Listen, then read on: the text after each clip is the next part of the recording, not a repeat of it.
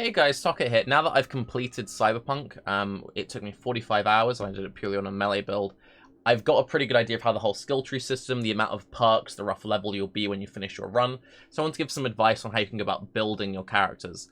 I will very quickly just explain how the perk trees work, then I'll go over some more general tips, and then recommend some example builds. So, the way that perks and attributes work, you have 5 attributes: body, reflexes, technical ability, cool, and intelligence. Each tree will cover, each attribute will have sub-trees within it. So body covers athletics, which is all about survival, annihilation, which is a shotgun tree, street brawler, which is a blunt melee tree, reflex has a rifles, handgun, and blade tree, technical ability has a tree for crafting and engineering, which is all about tech-based weapons and grenades. Cool has a stealth tree and cold blood. Cold blood gives you very powerful ramping buffs based on you killing enemies. Intelligence covers your quick hacking, which is like your offensive hacking against enemies in combat. And breach protocol is about changing what you can do when you're hacking into systems. Each tree, each stat has very powerful things within it. And then finally, before we get into the recommended stuff, how do you actually unlock perks? So, you can find items which give you perk points as you use your abilities. So, for example, as you use shotguns and you level up your shotgun, you'll gain perk points for that. And every time you reach a level, you'll gain both an attribute point and a perk point. So, how do you go about unlocking the perk tree? So, you don't need to travel. It's not one of the systems where you need this point to get this point to get this point to get this point. They're not linked. While it could be easy to be confused by that, since there is like a graphic linking them all together, you can just jump. So as an example of that, in the body tree, I only got the last 3 nodes in the annihilation tree. I didn't have to get all the stuff leading up to it.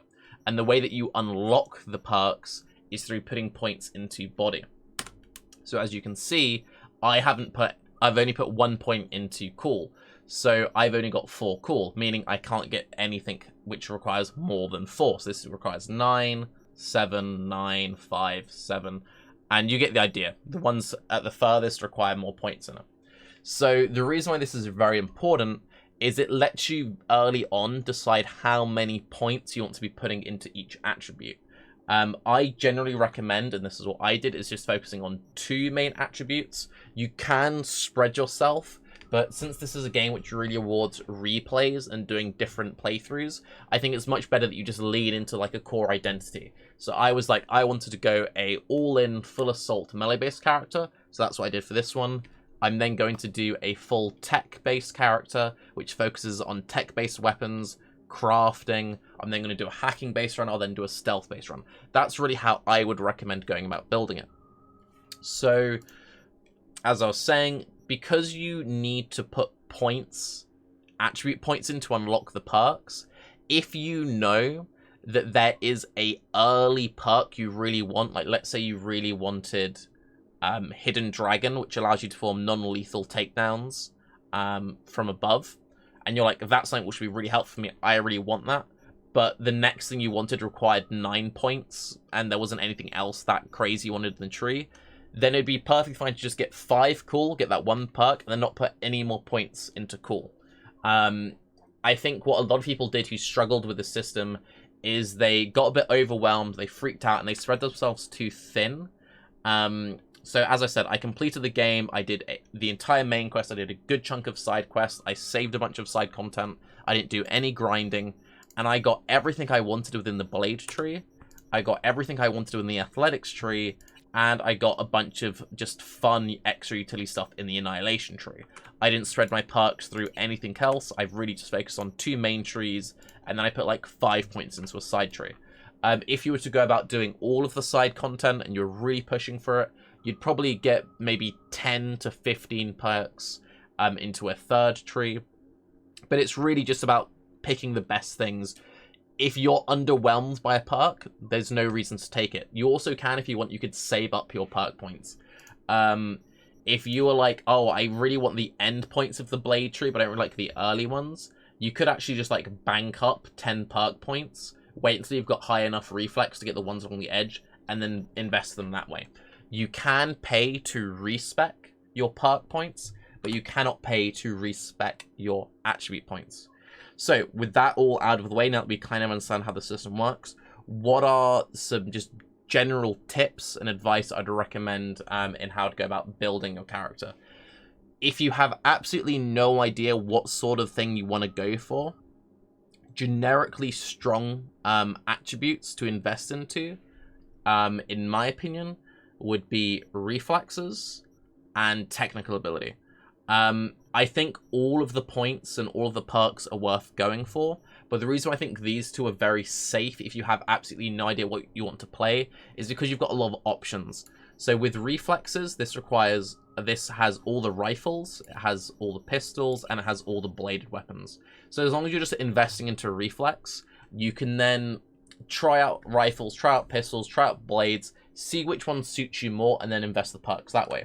And with the tech tree, because engineering covers tech-based weapons, and that is like it's like a weapon archetype. There's like power-based weapons where when you shoot you can ricochet. There's tech-based which let you charge up.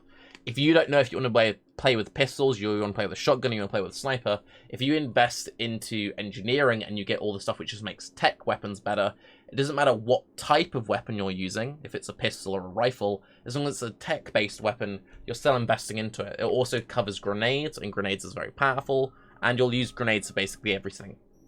The other good thing about that is it lets you get all the really nice damage stuff you want with tech-based weapons, and then it lets you dip into the key cherry picks that you want from the crafting tree. I wouldn't necessarily recommend going full crafting. I would much rather recommend doing an engineering-based tree, picking a few key things from the crafting tree. The main one that really sticks out to me is Waste Not, Want Not, which is when disassembling an item, you get the mods back. Very briefly, when you're playing, you'll find items which have slots in them. As you can see, like this has got 2 slots there, this weapon's got 4 slots, etc.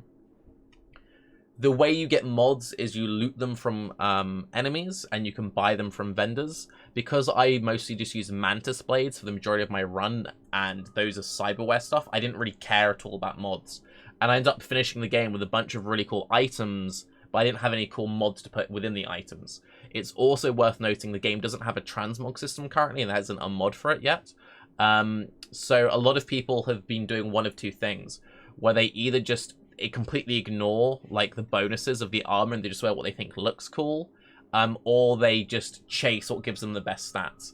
If you invest into the crafting perk where you can swap out mods and stuff, it means that if you pick up a very powerful item but you don't like the way it looks, you can just scrap it to get the powerful mods out of it to then put those mods into something that you do like the way it looks. And you can also just upgrade things. It's also worth noting that armor isn't actually that important.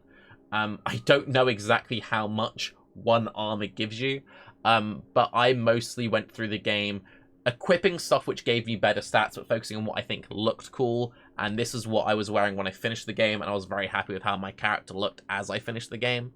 You can look cool, and you don't have to, like, I know this is a how to build your character thing, so for me to say do something inefficient seems wrong, but it isn't actually as big of a deal as you think it is, especially if you were to go about doing the whole crafting thing and getting some very key upgrades that way. Now, not only is those two good things to recommend, I think it's crucial for your first playthrough, if you don't know what you're doing, to have either body, technical ability, or intelligence as a attribute that you put a lot of points into. The reason why I recommend that is when it comes to traversing the world, these are the 3 main stats that pop up and affect the choices and options available to your character.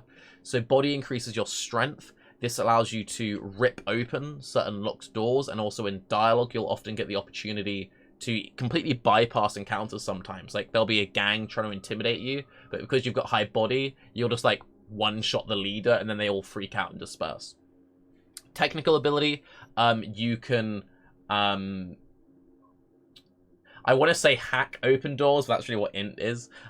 Because you got like all your engineering skill, you can like open up the components and, you know, open up the mechanisms so the doors will open that way.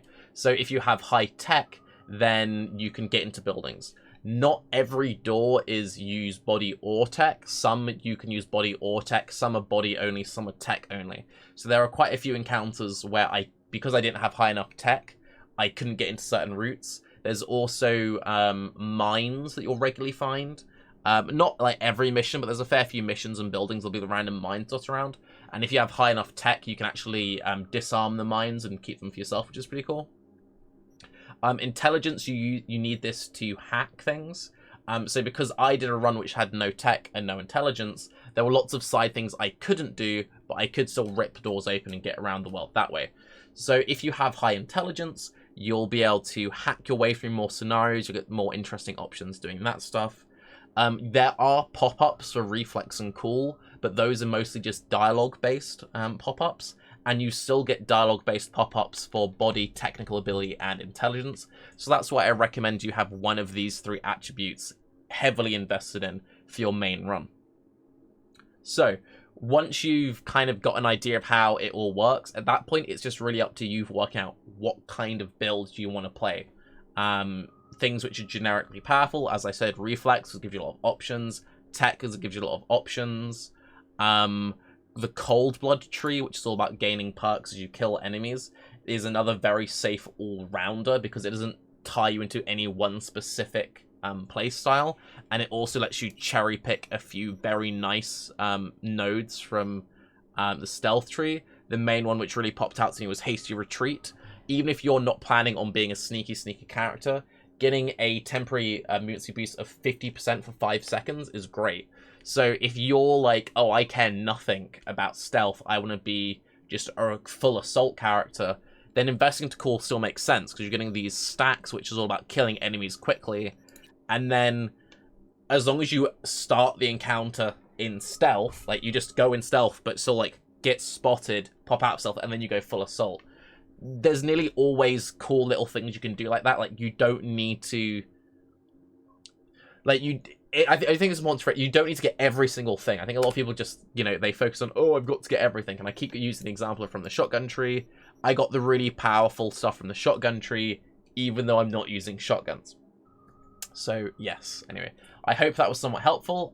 If you've had a particularly fun build, please do let me know what you've been enjoying when it comes to your build stuff.